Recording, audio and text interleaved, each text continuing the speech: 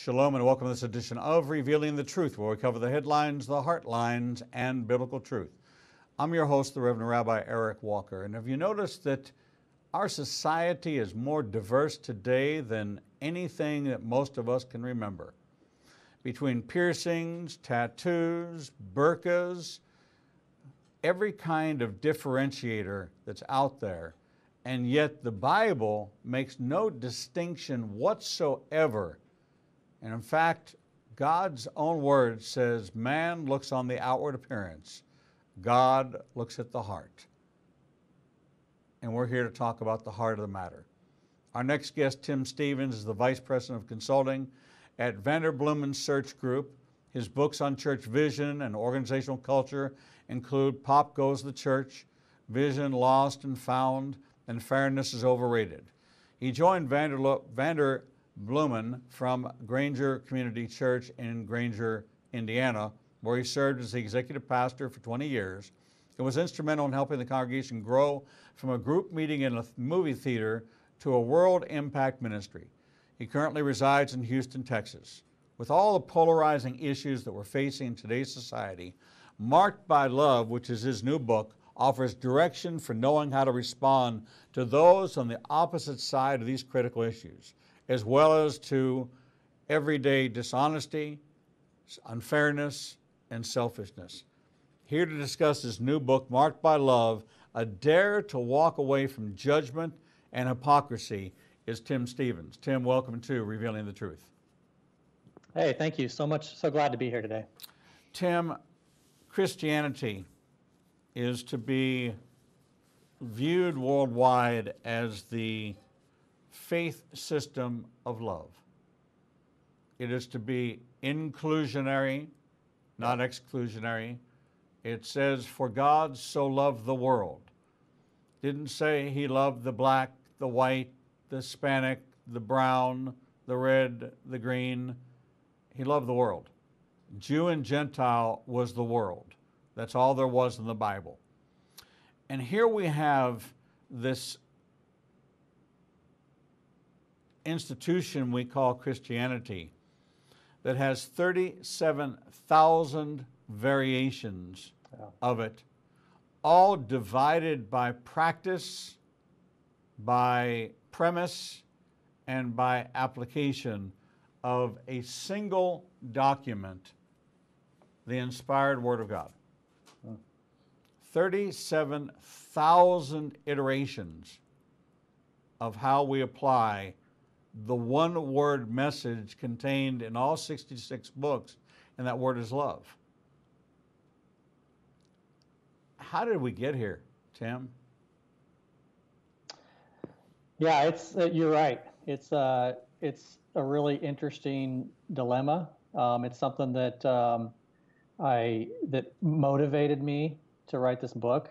Kind of being disheartened over what I see in Christianity at large, in churches that I've been a part of, as well as in my own heart sometimes, my own judgment that I'm not proud of, that is sometimes part of my life. And as I study the life of Jesus, I see a completely different example.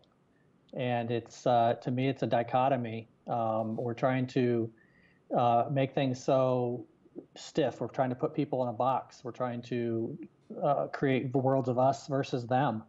And I don't see that in the life of Jesus. We are supposed to be a model.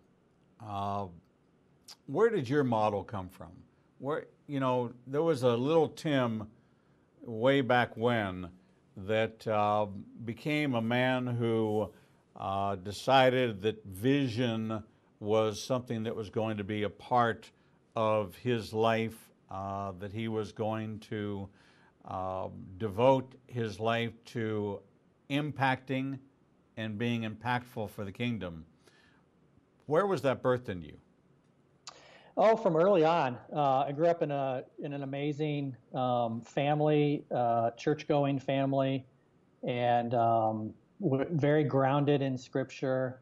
I think for me, and I don't know that this was so much my upbringing as just my own view, is I kind of got steeped in the entanglement of legalism, of believing that kind of what I do marks me, of believing that, of kind of being very clear. I think when I was a teenager, I knew a whole lot more black and white than I do today. Things were very clear to me then, and that just came out of really a heart of legalism and of focusing on I'm right and others aren't.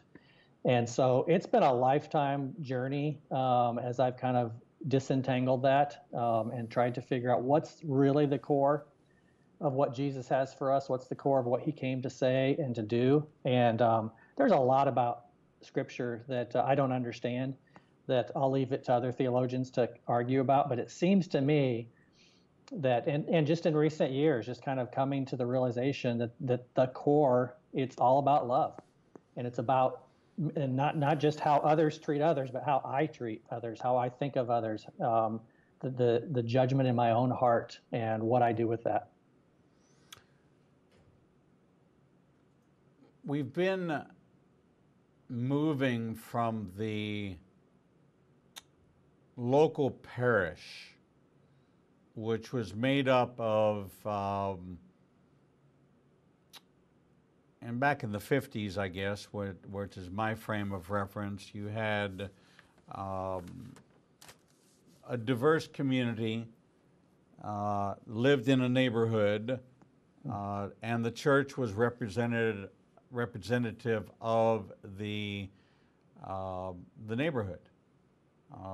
I grew up in a culture where you walked to synagogue, and it was a Sabbath day walk. So I would spend the weekend with my grandparents, and we would have what was considered to be a Sabbath day walk to the synagogue. And so we would see people coming out of their homes at the same time, and we would walk together, and we would talk together as we did that. I carried that into my early adult life in Atlanta when I became a part of the Orthodox Jewish community there. And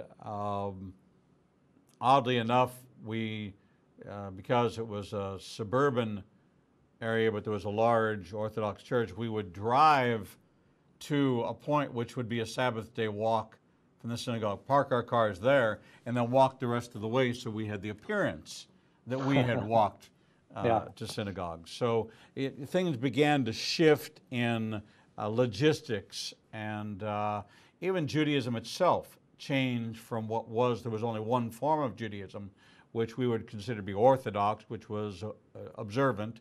In the late 1800s, through assimilation, through emigration from Eastern Europe to America, there became conservative Judaism, and then when it became more politically inspired, there became Reform Judaism, which was much lighter, less Hebrew eliminated. Let's just fully assimilate into the culture and the society that we live in, and a lot of the identity became lost along the way. But from an ethnicity standpoint, the Bible still is very clear. There's only Jew and Gentile, and we become one in Messiah, Ephesians 2, from the two I shall make one, which kind of dispels a lot of the segregation or judgmental by ethnicity, by national origin. It dispels all of that because God didn't really care. You were either in the seed line or you weren't, but it didn't matter because when he sent Jesus, you got into the seed line. It didn't matter whether or not you were grafted into the seed line or you were born in the seed line. God didn't care. He said, I want everybody in. That's my desire. And yet what we've done with that is we took it and we put our hands all over it. And especially in the 2nd century, where Rome began to break the backs of Judaism, and then Constantine came along, and you had to become a Catholic or die. The Spanish Inquisition, so many different things where we began to force man's agenda, even Greek philosophy, upon each other, that we wound up in this place where we were not, the Sermon on the Mount, the Beatitudes were like this chart on a wall. It wasn't something we should apply. It's something we should tell others what it says, as opposed to taking it and personalizing it.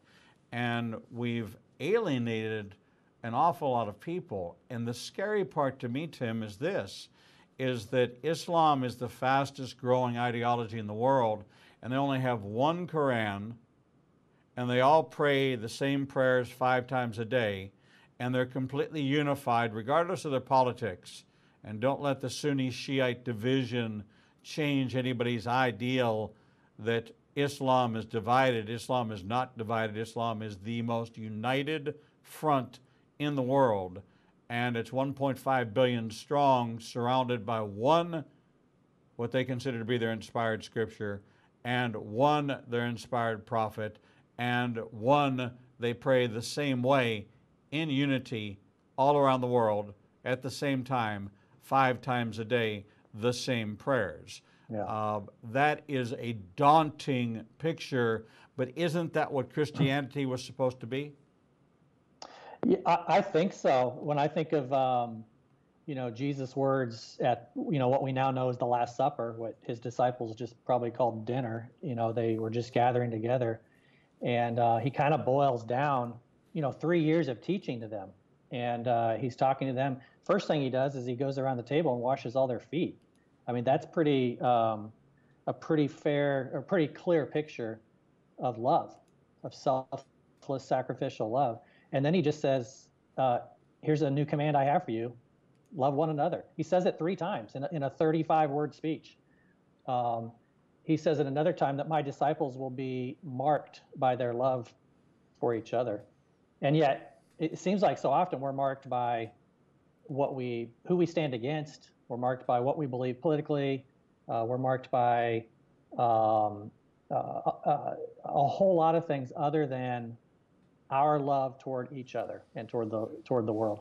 You asked some really tough questions in your book. How would Jesus love my daughter when she comes out as a transgender? How would Jesus love the neighbor who just sued me over a property line? How would Jesus love the family you think may have crossed the border illegally and is living off of government welfare? These are real challenges for the Christian today. And I don't think that anybody is the old WWJD, what would Jesus do? Or WWJS, what would Jesus say? I just can't imagine anybody that outside of my sphere of biblical worldview, read off the same out of the same book that I read out of. That the average person in the pew is not judgmental. That if the ragtag, tattooed, smelly meth head came walking into the sanctuary, that there would be the murmuring, the grumbling, the judgment. And they might not even get into the sanctuary just because of their appearance. Would Jesus be welcome in today's megachurches?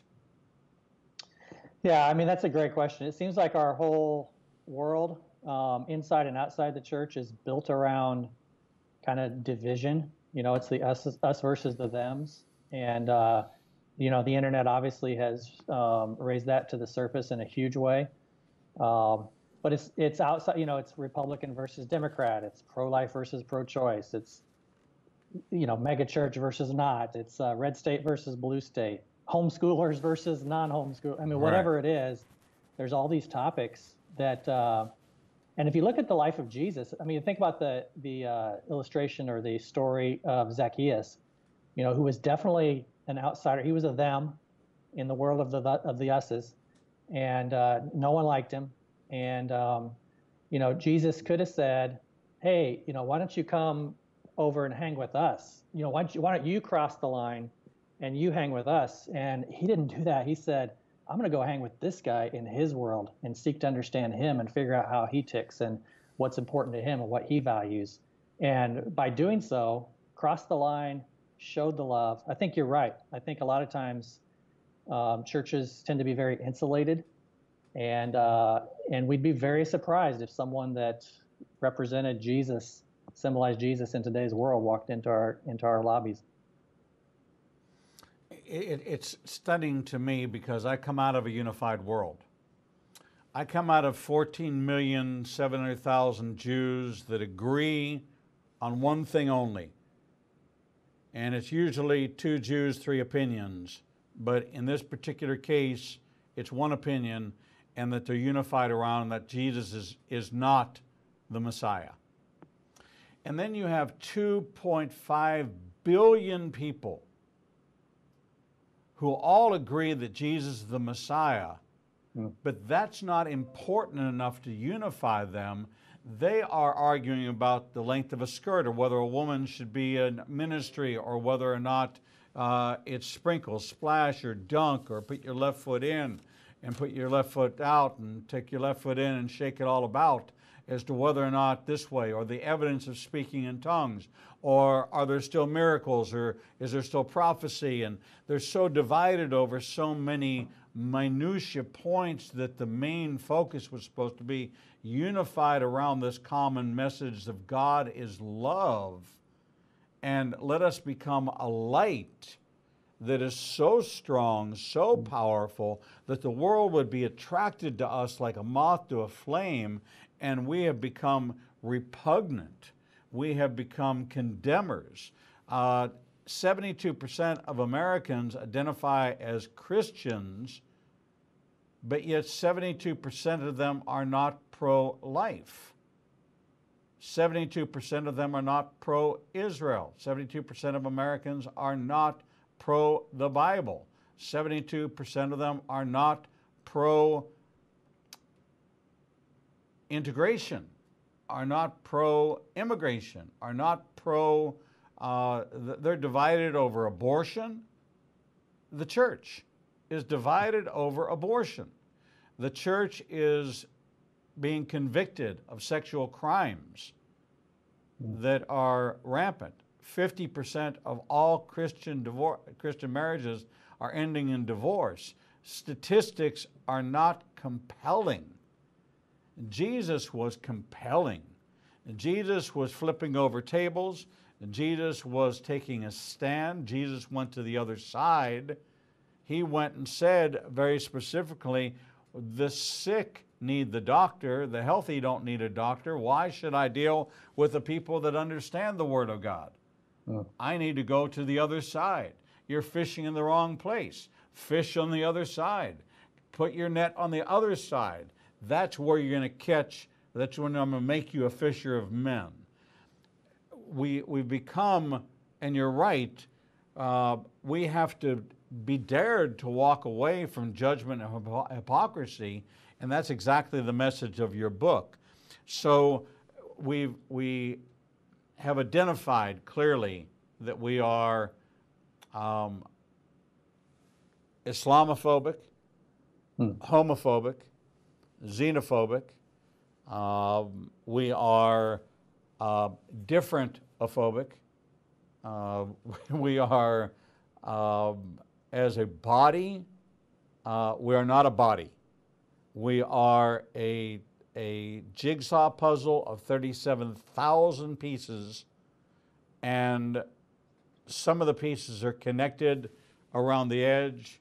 Maybe that's Catholicism down across the top, and Methodism and baptism, and then Presbyterian or whatever the next major denomination is. And then you have all the other pieces in this jigsaw puzzle. But these acts of love your neighbor as yourself. The Muslim family that moves next door, should that strike terror in my heart? I ask the question every Monday night, Tuesday night, Thursday night, and Sunday morning, which are the days and nights that I speak, and say, when you backed your car out of your driveway this evening, did you notice on either side of you whether or not there was a car parked in the driveway next to you? And they say, yeah. I said, did you stop your car? Did you get out? Did you go knock on their door and say, hey, I'm going to a Bible study. Would you like to join me? And they go, no, we didn't do that. I said, do you know the name of your next door neighbor? Well, I know the name of the person to the right of me, but not to the left of me. Do you know the name of the person who lives across the street from you? I don't. Well, how are you supposed to love your neighbor? That's why God gave us neighborhoods, to love our neighbor. Oh, but they're different. They're not. Tim, what happened to us? Yeah, I think the question too is kind of, who is my neighbor? You know, that's a important question, because we are asked to love our neighbors, but and there was a lawyer in the Bible who said that exact question. Basically, you know, God says, Jesus said, love the Lord your God with all your heart, soul, strength, and mind, and your neighbor as yourself. And he says, okay, so who's my neighbor? And for me, I kind of think through, I think through the people that live on my cul-de-sac as neighbors. But I think it's beyond that. I think every single day we have opportunities. We come across paths. We have a circle of influence that is different and unique to us, that someone else doesn't have the same circle and influence. And it might be 10 people. It might be 20 people. It might be the person that's at the cash register when I buy groceries, and I've seen her enough that she's my neighbor, and I have an opportunity to treat her with love and dignity and care. And I think often we approach conversations, we turn people off because we have relationships,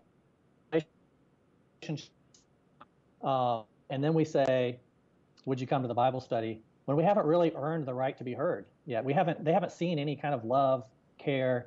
We didn't reach out when they lost a child. We didn't reach out when their mother was in the hospital. And I think it's those small, I've heard them called random acts of kindness, that can make a difference, that can give us a voice in someone's life, so that we can, on unique opportunities, invite them into something that will help them. Well, you're exactly correct. I actually go to the Muslim lady in the full Muslim attire as the cashier at a particular market that I frequent. And I introduced myself to her, and I said, asked her where she was from. She was from Syria, from Damascus. And I said, I would like to learn some Arabic, and I'll make you a deal because you are a neighbor to Israel. If you'll teach me some Arabic, I'll teach you some Hebrew. And when I come into your checkout line, I'll greet you in Arabic, and I'll teach you to greet me in Hebrew. She said, okay, and a big grin came on her face. So, great. So I continued to go to her checkout line. She's learned good morning, good night, good afternoon, good day. I've learned the same thing in Arabic. I've learned how to greet her in Arabic, and she's learned how to greet me in Hebrew. And it's kind of a new game that we play, because I'm eventually going to tell her that not only am I Jewish, but I'm a believer in Jesus. And she's wondering, I knew she wondered why I would have this dialogue in the first place, but I didn't lead with that. I led with relationship.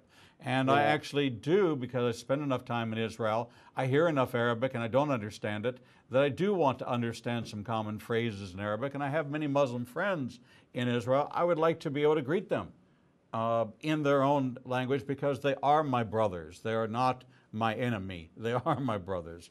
They're fellow Israelis.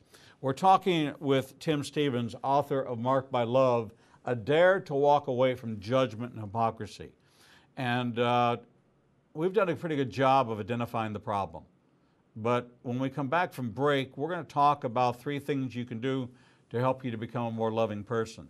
Some practical skills you can begin practicing today as you seek to understand others. It's one thing to identify the problem, but it's another thing to come up with a solution. And that's something that Tim has done quite eloquently in this book, Marked by Love, A Dare to Walk Away from Judgment and Hypocrisy. Tools and ways for you to begin, even now. We'll be right back. Shalom. I'm the Reverend Rabbi Eric Walker, Executive Director of Igniting a Nation and host of the daily TV program Revealing the Truth, seen live every Monday through Friday from 9 a.m. to 1 p.m. Central Standard Time at www.ianbn.com, and then replayed throughout the day and night via our website. All of our segments can be seen on the Igniting a Nation YouTube channel. Since our launch in January of this year, we've expanded our global reach to over 54 countries with a social media following of over 125,000. Our commitment is to bring you the most in-depth interviews with authors, subject matter experts, and thought leaders from around the world. We have interviewed guests from Israel, Brazil, England, India, and all across North America. All of our authors are featured on the Books and Media page on our website, www.ianbn.com. There you can find a direct link to the book you want to order, and we receive a small commission directly from Amazon. There is no cost to you for this service. In addition to our daily teachings and interviews, we make available to you the archive of all of the interviews on our YouTube, Facebook, Twitter, and Instagram channels. Our live program is available from our homepage, and there is never a charge to you for any of this access. We made the decision long ago that we would remain a commercial-free resource that would not be influenced by any pressure from any outside company. There are only two ways that we are able to continue to operate this ministry and provide you with the only live 4-hour daily Christian television talk show program. The first is through your support and tax-deductible contributions to Igniting a Nation. These can be made directly through the donate button on the website or sent through the mail to Igniting a Nation, 2700 Corporate Drive, Suite 120, Birmingham, Alabama, 35242. The other way we support the program is by offering you a unique opportunity to have access to over 10 years worth of teachings on a subscription basis. The teaching archives contains all of my prior sermons, Torah studies, prophecy in the news videos, and much more for the low subscription price of $5 per month. This subscription grants you unlimited access to over 800 hours of content not available elsewhere and is updated weekly with the most current prophecy classes. In addition to 20 hours of original TV programming each weekday, we invite you to join us live every Monday, Tuesday, and Thursday evenings for our Prophecy in the News classes. The times and locations are listed on our events page on the website www.ianbn.com. Every day, you and I are faced with the challenge of where we will go to hear the truth. We are committed to bring you the only program of its kind that covers the headlines, the heartlines, and biblical truth. We cannot do this without your support. Since we launched on January 5th, 2017, we have aired over 300 individual teachings, interviews, and commentaries not available anywhere else. We are now working side by side with almost every major Christian publishing house to bring you the most in-depth feature interviews possible. Our 1-hour features address every subject that affects the believer's life. We are hearing of salvations from the Middle East, Africa, and all across the United States. Lives are being changed every day, and we have only just begun. Our mission is to become your trusted resource and grant you access to the people, tools, and information you need to grow in your relationship with the Lord. You can help us by liking us on social media and through your financial support. We know you have many choices in who you support, but we are prayerfully asking you to consider helping us keep revealing the truth, true to our calling, to cover the headlines, the heartlines, and biblical truth like no other program available. Donate today and help us bring the message to the four corners of the earth. Visit www.ianbn.com and donate, buy a book, or subscribe to our teaching archives. Without you, we do not exist. Shalom and welcome back to this edition of Revealing the Truth, where we cover the headlines, the heartlines, and biblical truth. I'm your host, the Reverend Rabbi Eric Walker, and we're talking with Tim Stevens, author of Marked by Love, A Dare to Walk Away from Judgment and Hypocrisy. Tim, welcome back to the program. Thank you very much. Tim, you had an encounter at a gas station with a bunch of punks, bunch of thugs. What happened? Yeah, this was a Saturday where, it was kind of my day off. I was mowing my lawn, which is my happy place, my place of therapy. I had to run down to the corner nursery to get some more, I think, fertilizer, and stopped to gas up my car. And as I pulled in the gas station, I see this kind of activity, flurry of activity happening over in the corner of the parking lot. And there was a car that had kind of tried to looked like it tried to jump a curb, except there was like an 18-inch drop off on the other side. And so it was just kind of hanging there, front wheels up in the air. And there was these three punks, I call them. They were tatted up, they had piercings, 20, early 20 somethings, maybe late teenagers. And they're kind of circling or whatever. And I'm thinking, man, these guys messed up their dad's car. In fact, I even said it out loud to the guy next to me. He had just walked back. He'd gone over to check out the situation, and he came back, and I said, man, I guess a couple punks messed up their dad's car, huh? And he says, no, that's not it at all. He said, there's three little kids still in the car, and their dad was driving. And then I kind of like see these kids, hadn't noticed them before. And on the other side of the car was a young family, young couple that were, you could tell they were just dismayed, and they were frustrated, and they were a little scared. And it was the punks that were circling the car trying to help. And right then, one of these punks came, kind of motioned to the both of us and said, hey, can you guys help us?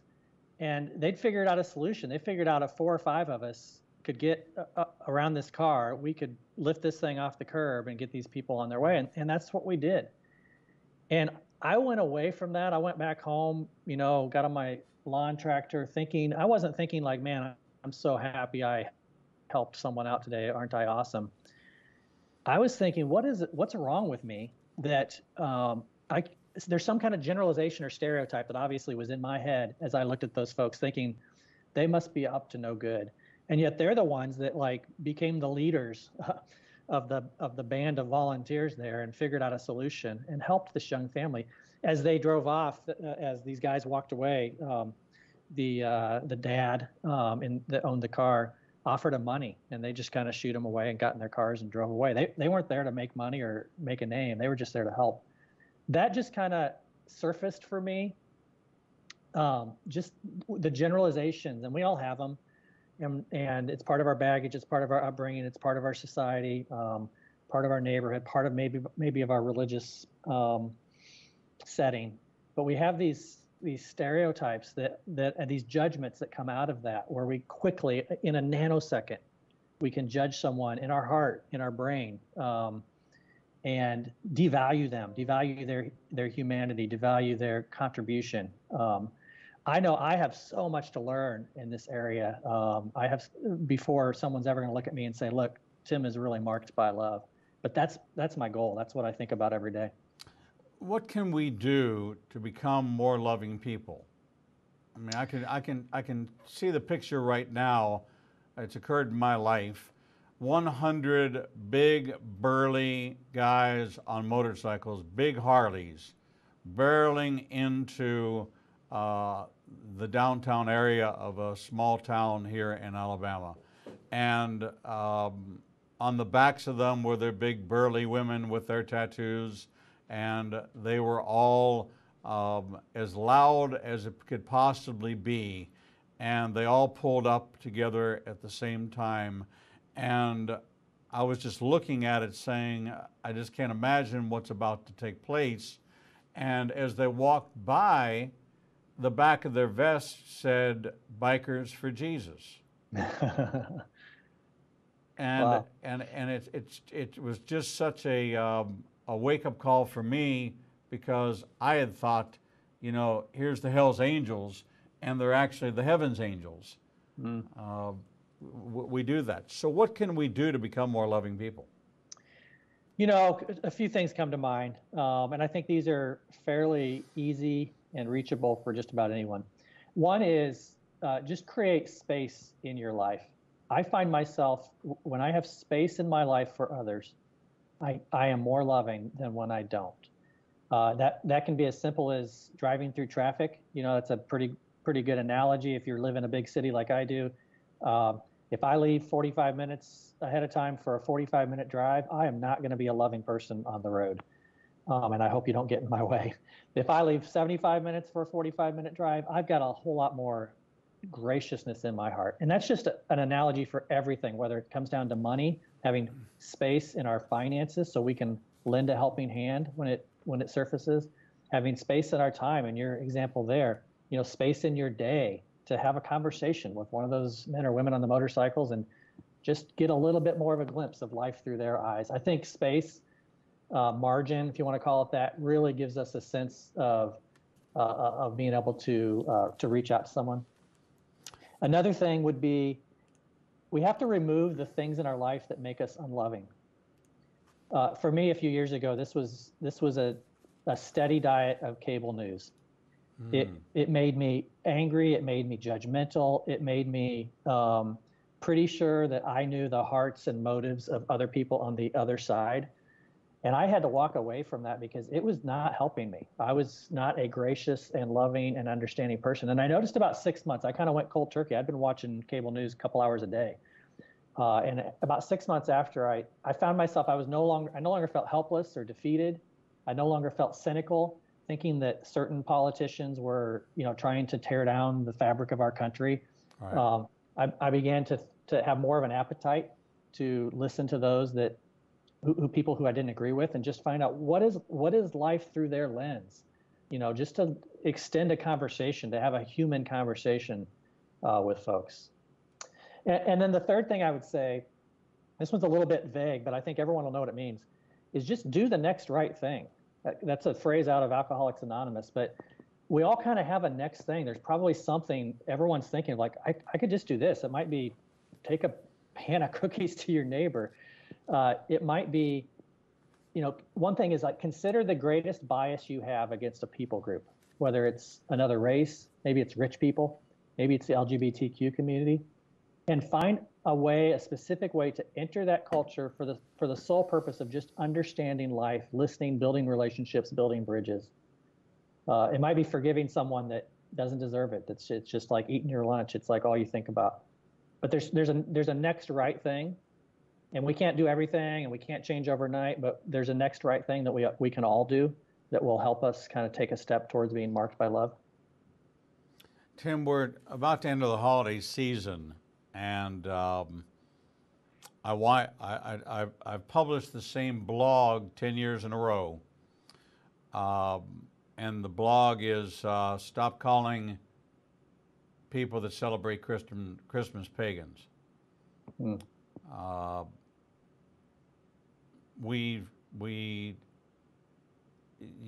came out of a world where you said you had embraced legalism. The pendulum swings the other way to too much tolerance, where we open up our pulpits to imams and to non-believers, and we wind up in accepting every kind of behavior, and we have no plumb line whatsoever when God has given us the plumb line. But the holidays seem to bring out a real diverse group of opposition to people's traditions and celebrations. And the last time I checked, and correct me if I'm wrong, did Jesus not say that if two or more are gathered in my name, there I will be in the midst of them? Mm-hmm. That's right. Did he say, unless you have eggs or trees or carols or gingerbread men or Santa Claus, or are any of those caveats within the scriptures? Yeah, no.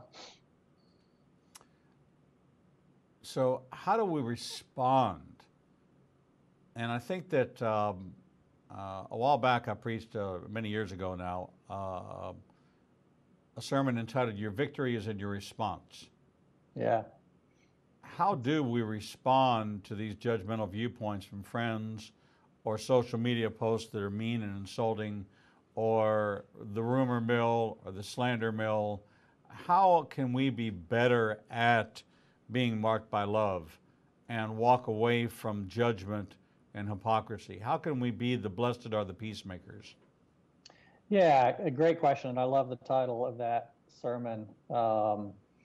I think the holidays gives us I mean, it's celebrating the birth of Jesus, right? For many of us, and I think it's a tremendous time to communicate and respond as though we really grasp kind of the core of his life. And a few years ago, the whole campaign began, kind of boycotts against institutions, against commercial entities that said Happy Holidays instead of Merry Christmas. Right. And I think a lot of that, I think there was a fair bit of that frustrated me, in that it was almost as though it was kind of an American right that Christians were trying to defend, and did it in some ways that just weren't that loving. I'm not sure boycotts are the best way to communicate to people who maybe lost their jobs because of those boycotts, because a bunch of Christians stood up against them. I think as we begin to begin to communicate through love, I just would ask, is it really going to offend me if the person at Walmart says happy holidays instead of Merry Christmas? Is that really going to make a difference for me? Or is there a way for me individually to build a relationship with that Walmart greeter in a way that's really going to make a difference? I think if I'm marked by love, will I care more about, like, your Muslim friend at the grocery store, or the Jews or the Jehovah's Witnesses or the atheists, or even some sects of Christianity that stand against the holidays? If I'm marked by love, do I really care whether my bank sends me a holiday greeting rather than a Christmas card? I mean, is it really worth changing banks over, losing a relationship maybe I had developed with a teller over the years? I think there's sometimes this Americanized version of Christianity that kind of gets intertwined and tangled up in our politics and in our viewpoints, and we sometimes come out with this, like, sense of entitlement as Christians in America. And this is a Christian nation. I think we're far beyond that. I think Christians do far better when we're not the majority, when it's not popular. I think that's when really the strength of what we believe in and Jesus who we follow comes out. You either intentionally or unintentionally hit on a huge area, and that is the Americanization of Christianity. The words Feliz Navidad are Feliz Navidad in Spanish is Merry Christmas. That's what it is. Yeah. There's no Happy Holidays. There's no alternative to Feliz Navidad, Prospero Año, Happy New Year. It's simple. It's straightforward, and nobody's arguing over semantics and phraseology. It's Feliz Navidad. If you have a Spanish friend at the holidays, you say Feliz Navidad. That's what you say. In America, we want to slice it, dice it, because we're worried about offending. And if I tell you something in love, according to the Word of God, love overcomes a multitude of sins. Mm. And if we're marked by love, I could say almost anything to you in love, and it should be able to be pleasant, sweet, a sweet fragrance, a pleasant sound. We're actually instructed in Scripture to let no unwholesome talk come from our lips, but only that which is for the encouragement, the uplifting, and the betterment of another. Have we forgotten all of that? Mm. These were not just the message of Jesus, but the message of Paul in what we would consider to be applied Christianity. Yeah, I think coming from a standpoint of love, you're really looking through the eyes of the individual that you're talking to. So just as with your friend at the grocery store, you begin to greet her in Arabic. It's communicating such a basis of, like, I care about you, I care about your culture. And so if me saying Merry Christmas offends someone, so what? I'll just say happy holidays to that person because I want to build a bridge with them. I want to build it doesn't change anything about what I believe or my core, the core of what's true to me. It doesn't diminish any of that. If anything, it just elevates what's core to me, and it enables me to speak the language of someone else. Isn't this what Paul said when he said, I become all things to all people? Yeah. So I'm not saying to the Muslim I become a Muslim, but I'm saying to the Muslim, I will never get you to listen to my gospel message if you don't consider to me that I am friend, not foe. Yeah. I will never get the homeless person to listen to the gospel message until I fill his belly. The Word of God says, don't say to the hungry man, well, go off, be well, hope, have a safe journey. Stop and feed the man. You know, we judge the person that's on the street corner begging for money, and we pull over 2 lanes so we don't have to confront them. Is that what Jesus would do? Is that somebody who's marked by love? Oh, well, they'll just go ahead and use it for drugs. If I give them the money, they're just going to use it for alcohol. What if you actually pulled over and spoke to them, and what they really needed was a job, and this was all they had left, and you knew that there was a place that hired day laborers, and you offered to give them a ride to it, or pay for their Uber to go to that place where they can stand there and get day work? Is that what we're supposed to be doing as the hands and feet of the Messiah? Yeah, and I think, you know, it goes back to what I said earlier about creating space in your life. A couple years ago, I was sitting in Miami. I was eating at a restaurant on a patio in front of a restaurant where the sidewalk's kind of right there. And this homeless guy would kind of go from table to table, and he was looking for handouts. And I watched him kind of coming along, and people just kind of shoo him away. And a couple people were like looking for the wait staff to say, you know, get rid of this guy, we're trying to eat. And he came up to the table next to me, and there was 2 guys there, 2 business guys. And I'd watched them a little bit. They were in a pretty intense business conversation.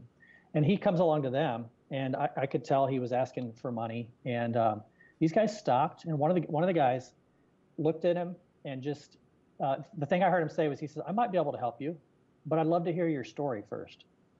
And I was like blown away. These guys were busy, you know, but they had space, and they listened, and they asked questions.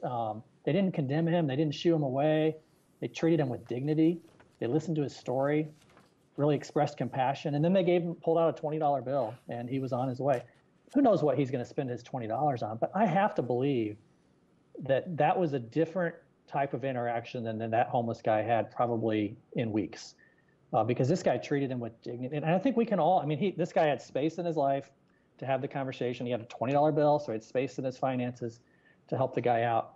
I think we can all like take steps in that and make a difference with these interactions that present themselves to us every day. And that's actually the theme of your book. It's really space or margin that allows you the opportunity to get out of your own hurriedness, your own busyness, your own self-importance, and embrace the message that God has for mankind, and that is, this command I give you to love one another. And that's so important. Yeah, that's right. I think the awareness, I think when you filter things through thinking, how would Jesus love in this situation? It's like wearing a new set of glasses. It's like you see the world differently. And then have space in your life so you can actually respond and be more loving in situations, be more forgiving, and be more responsive, be more proactive in certain relationships. Well, Tim, you're quoted as saying, the more I peel away the rules and expectation and exhausting obligations, the more I find the love of Jesus. These things don't peel away easily, more like a price tag that you pick off in a million tiny pieces. But with every scrap removed, there's exposed a treasure of love that was there the whole time, disguised and hidden by religion. That message and more in this book entitled Marked by Love, A Dare to Walk Away from Judgment in hypocrisy.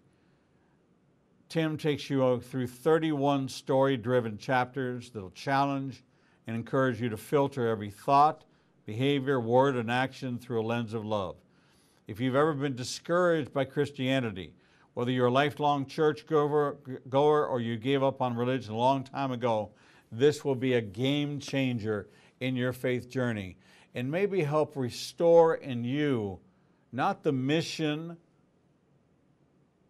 of church, but the mission of being the hands and feet of Messiah. Being an ambassador of love, a minister of reconciliation, and someone that takes time out for others. Had that not happened in my life 22 years ago, I would have never heard the gospel, because I had gone 44 years of a Jewish life and never heard the gospel. But somebody reached out to me different. Somebody reached out to me in love. Somebody reached out to me and met me where I was, the same way God will meet you where you are. If you've been struggling with judgment and hypocrisy, either you've been on the receiving end or the giving end, Marked by Love is a must-read for you. Tim Stevens, thank you so much for joining us here on Revealing the Truth. Thank you. Appreciate the time. God bless you, my friend. We're going to take a short break, and when we come back, we'll bring you the next edition of Revealing the Truth.